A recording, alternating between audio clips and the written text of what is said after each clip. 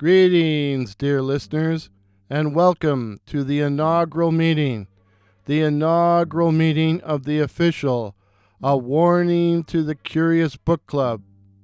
Today, we will be discussing our first, and so far only title, The Haunting of Hill House by Shirley Jackson. However, I must begin by apologizing for how long it has taken me to produce this video.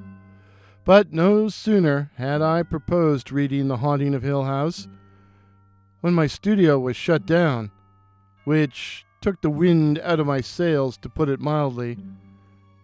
And then I found it had been such a long time since I'd done a book talk. I just couldn't get started. Until finally I reminded myself I wasn't writing a term paper or a grant application, and here we are, for good and all. I mean, this is only taken since March. And I have to face the facts. I am deucedly lazy. I just kept finding other things to do rather than write my book report. My first exposure to The Haunting of Hill House was the 1963 film version, which I saw on an old black and white TV circa 1970, and which remains one of the few old black and white horror movies which actually scared me. In particular, the scene where Eleanor and Theodora are trapped in the bedroom while the ghost/poltergeist bangs on the door. I later read the book for the first time in the mid-90s, around 1995 or 1996. Years later, all I could remember of the novel was A. Arthur calling Luke a coward, and B. Eleanor's final encounter with the invisible presence down by the brook when she doesn't want it to leave her. That's all I remembered 25 years later. But let us begin today with the big question. Who, or what is behind the hauntings? In the opening paragraph, Shirley Jackson appears to suggest that the active agent is the house itself. No live organism can continue for long to exist sanely under conditions of absolute reality. Even larks and katydids are supposed by some to dream. Hill House, not sane, stood by itself against its hills, holding darkness within. It had stood so for 80 years, and might stand for 80 more. Within, walls continued upright. Bricks met neatly. Floors were firm, and doors were sensibly shut. Silence lay steadily against the wood and stone of Hill House, and whatever walked there walked alone. Later, Professor Montague expands on this idea. Hill House, whatever the cause, has been unfit for human habitation for upwards of 20 years. What it was like before then, whether its personality was molded by the people who lived here, or the things they did, or whether it was evil from its start, are all questions I cannot answer. Naturally, I hope that we will all know a good deal more about Hill House before we leave. No one knows even why some houses are called haunted. What else could you call Hill House? Luke demanded. Well, disturbed perhaps, leprous, sick, any of the popular euphemisms for insanity. Hill House itself does in fact become an almost malignant character, a predatory and omniscient presence, which helps in creating the ominous atmosphere of the novel's better scenes. 4 people come to Hill House, and we are introduced to them early in the novel. Dr. Montague is presented as both ambitious, slightly insecure, and slightly pompous. And I don't care if he's supposed to be an anthropology professor. He's an English prof. Believe me, I know. I mean, the man reads Richardson. Richardson! Luke is introduced as a thief, a pretty boy, a cad. Theodora is high maintenance, and we'll leave it at that. And then there's Eleanor. More on her in a minute. The characters are presented in an ironic manner, which I found off-putting as a reader. I found them hard to identify with.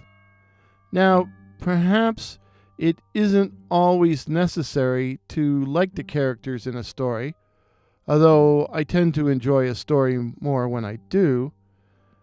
But the other thing I found about the characters is that they seemed artificial. And I think stories that require a measure of disbelief probably benefit from a more naturalistic cast of players.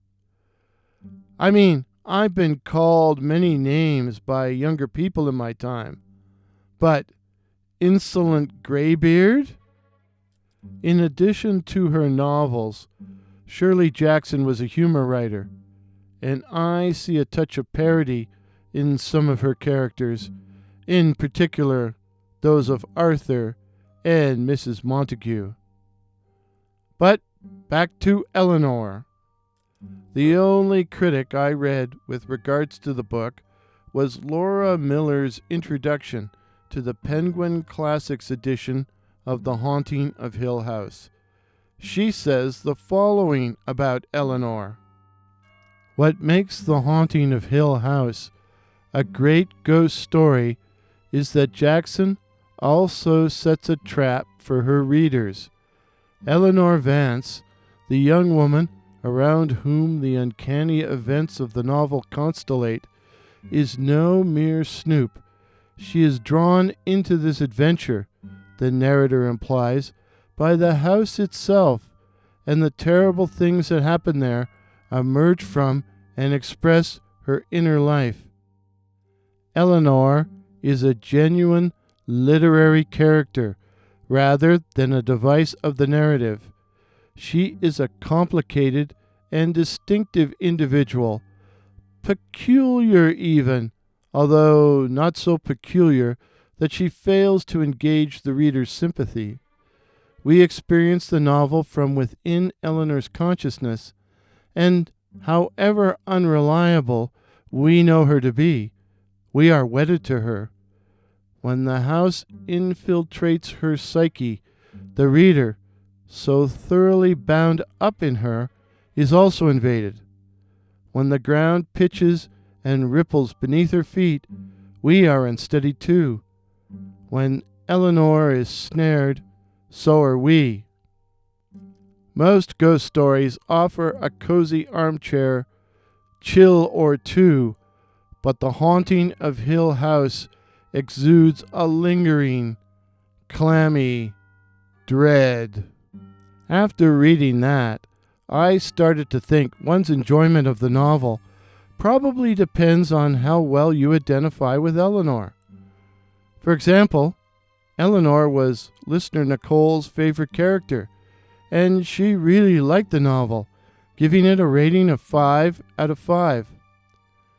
Eleanor is revealed to us as an unhappy person with a robust, to say the least, inner life and an obvious inability to see others clearly and to interact with them appropriately.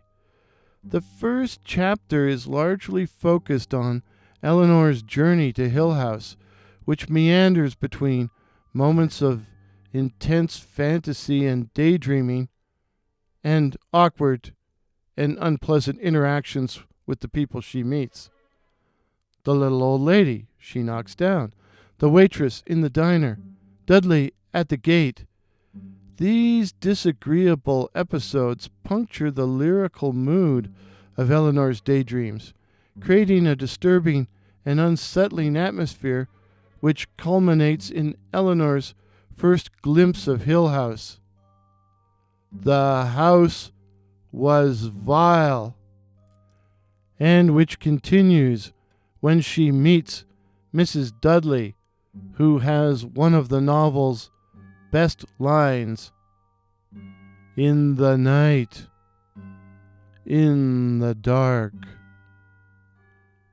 As I have been putting this together, it has occurred to me that the opening section, where Eleanor's poetic fancies are contrasted with her odd encounters with other people, is the best part of the novel, as the action and the surprises are constantly moving forward to create a strange and rather ominous atmosphere and uneasiness.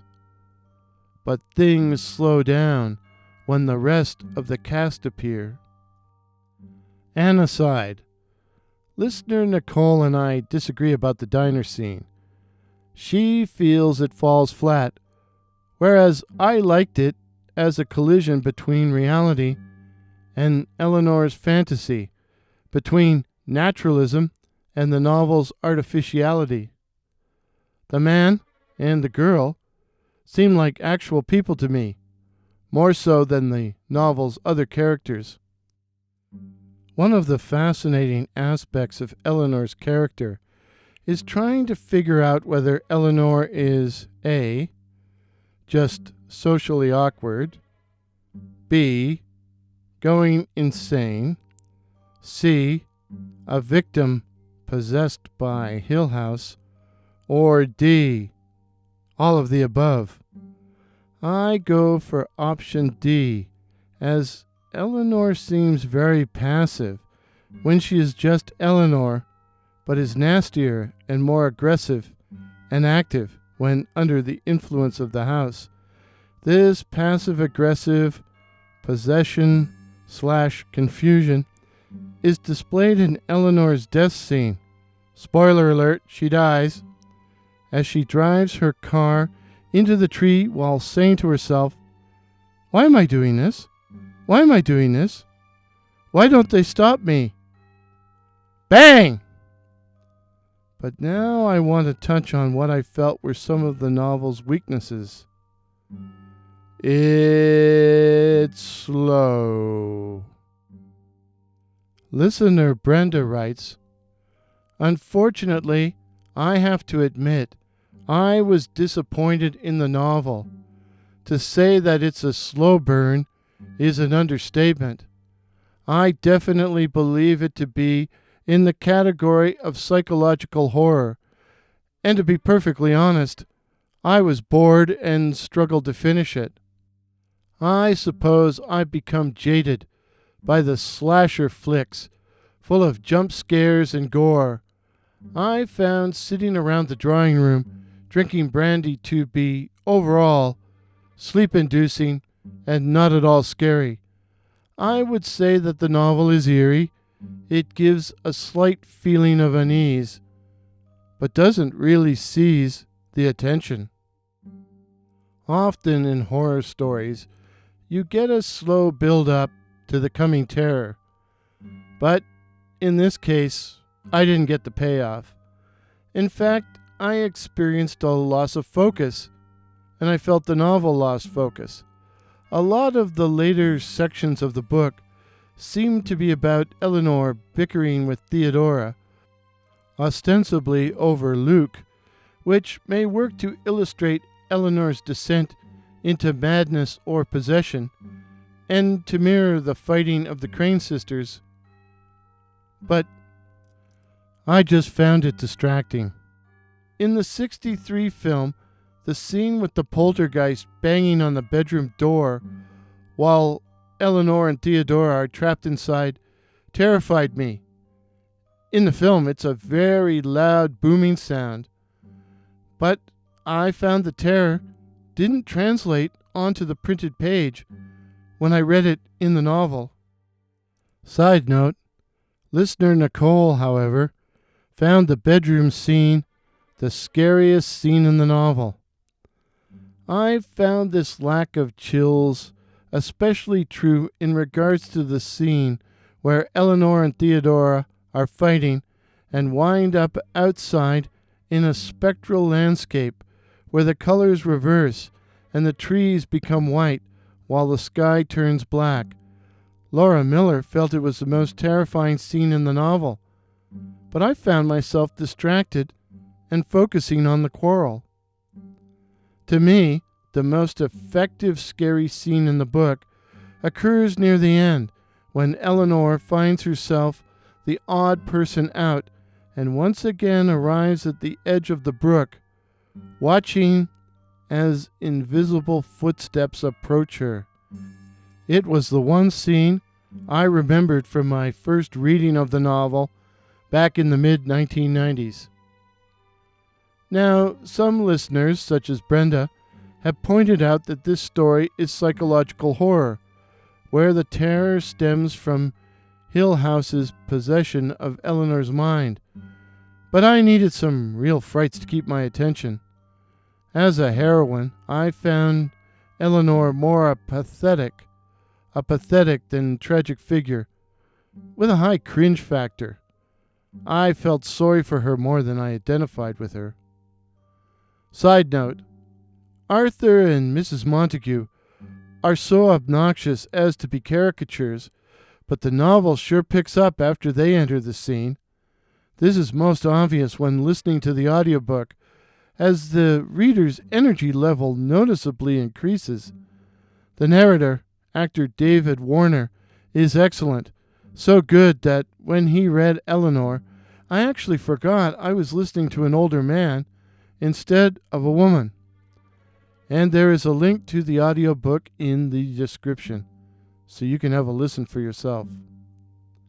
But, as I have said, as a reader, for me, most of the scary scenes fell flat, which leads me to wonder if The Haunting of Hill House is one of those books that works better as cinema.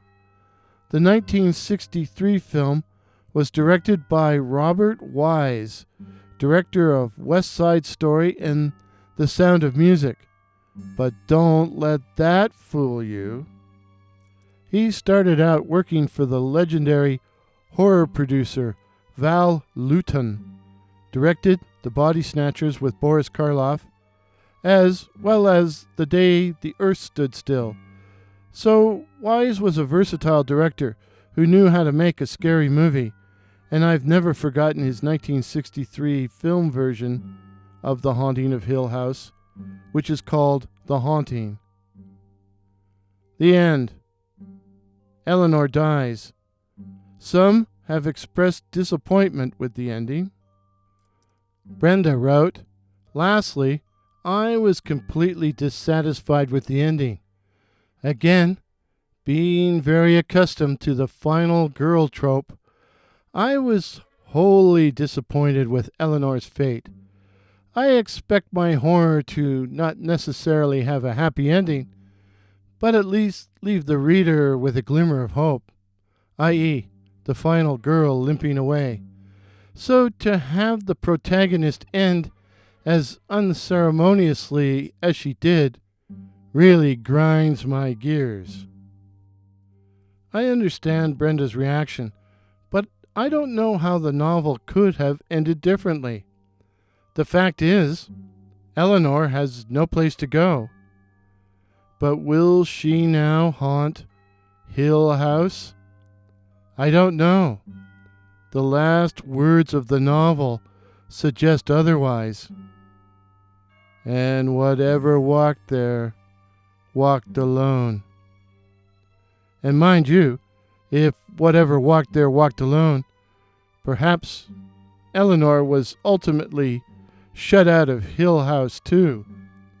Imagine being all dead up with no place to go. My rating, B, or a 3.75 out of 5. I would have liked to have given the book a higher rating, but I didn't find it gripping or frightening, and I found Eleanor as off-putting as engaging.